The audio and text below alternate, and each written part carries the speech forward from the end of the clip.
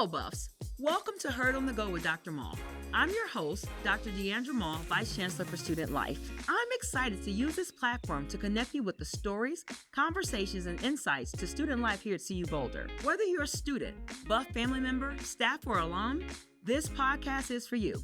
Let's get started.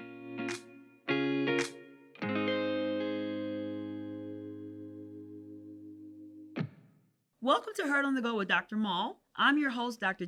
Mull, and today I'm joined by Shane Guinan, who's going to tell us all the ways our students can get involved with the Center for Student Involvement. To start, Shane, can you tell us a bit about your role? And first, thanks for being here. Let me start there.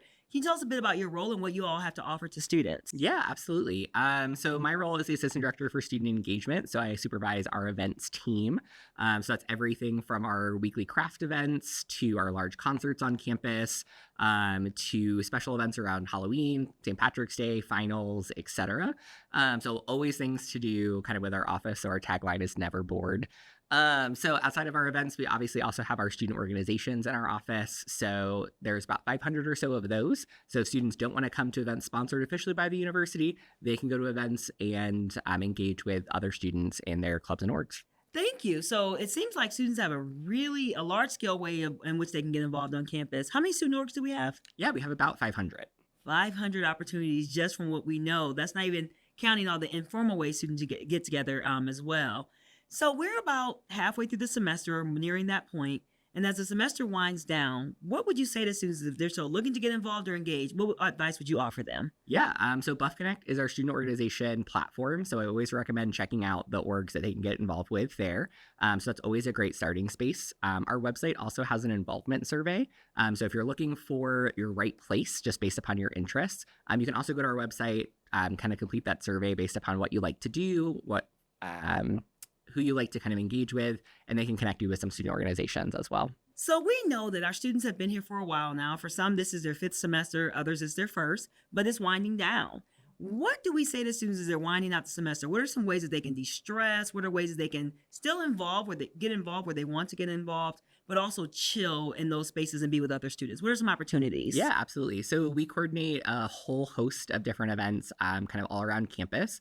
So we have a website that's colorado.edu/finals. So you can find information about upcoming events, but also resources to get connected with from our health and wellness services unit, health promotion, but also academic resources. So tutoring centers, writing center, et cetera, that are all on there. So depending on how you want to engage, what you're looking for, there's different opportunities. We also have our senior class council. So as we approach the end of any semester, they're doing different events and activities for our graduating students or students that are approaching that, both from a winter grad perspective and then as well for a spring commencement perspective. You have a lot going on. There's so much. I know you mentioned 500 plus student organization, nearly 40,000 students that you all are also programming for. That's pretty robust. We also know this is a time where some students are feeling stress and burnout. What are some ways for them to manage that as they wrap up the semester? Yeah, absolutely. I really like to think about kind of diversifying how you're engaging in what you're doing, right? Studying is super important in terms of the class perspective, and it's easy to burn yourself out by doing that, right? So taking study breaks every 15 minutes, right? Take a 5-minute opportunity just to step away for a couple moments and then re-engage, right, with that. Or going outside, right? Colorado in the winter sometimes can be beautiful days. Other times it can be a blizzard, but getting outside, getting out of your study space is always a great opportunity as well. And not overlooking the opportunity to connect with others, right? We forget sometimes to still have that social connection, that community. And still taking a little bit of that time, right, to connect with your friends, to see other folks, to get out, and even if it's 30 minutes, to just try something different or new, it just helps your brain kind of get out of the funk of studying. It does. And really kind of explore and re-engage and think in different ways that can be really helpful. Well, and that's very spot on. Again, just taking the time, as you've mentioned, to find something that puts you back in a space where you feel more balanced. We also know that this is a time where students are going to be looking for different supports. What academic resources might they be able to lean into for finals? We mentioned some of the social pieces, but where do they find their way? Perhaps is the time they've been struggling with a certain class. How do they find support in that vein? Yeah, absolutely. So on that website I mentioned earlier, we have a collection of different academic resources. So there's our ASAP tutoring program that's hosted out of our new student family programs office. So they offer a whole host of tutoring opportunities for some of the really common courses. There's the Writing Center that's over in Norland Library, where folks that are working on papers can get some help and support. But there's also embedded in several different academic programs, colleges, ones that are specific to majors, to specific classes that they kind of offer as well. So there really is a whole host of things, and we do our best to try to collect all of that on that website. So it's a really good starting space if folks don't know where to look. Wonderful. You've been here how many years now, Shane? Oh, it's been 6, almost 7 years that I've Almost been in 7 here. years. So you've gotten to see programming go in lots of different directions. What are some of your favorite programs that happen during finals week? Ooh, that's a great question. So late night breakfast is always one of my favorites. Mine as well. I'm there It with looks different every single year, but is a great opportunity just to get some food in your belly, and get a little bit of that brain food kind of going. We'll do a couple different activities. Our student government will typically host the Smash Room during that event, which is super fun. Our health promotion office recently, I think it was last year, started a nonviolent rage room that they facilitate. So it's all kind of AI, virtual reality based Smash Room. So it's a really cool way to kind of get out some of that anger or frustration you might be feeling about a specific class or exam, but not actually break anything, to do it in a respectful and responsible way. And then our program council will host a Jazz and Cocoa event in the UMC. So some live music from jazz performers that are local to the area. So it's a really cool, fun vibe where you can just kind of hang out, get a little hot chocolate or chai, tea, coffee, and kind of vary the drinks from year to year. But just to have that space and that mindset of other folks just kind of hanging out in the heart of campus. I feel like I should attend some of these programs too because they sound pretty cool. Certainly hoping that our students take part in them as well. We also know then they're going to head into break. It's a great time to reset, rebalance as they come back for spring semester.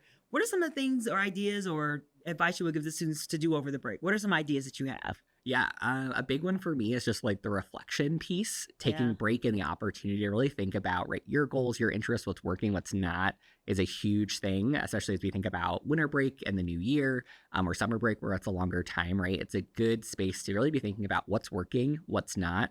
Do you need to change direction, right? Do you want to change course based on your interests? So that reflection piece is always a really big one for me.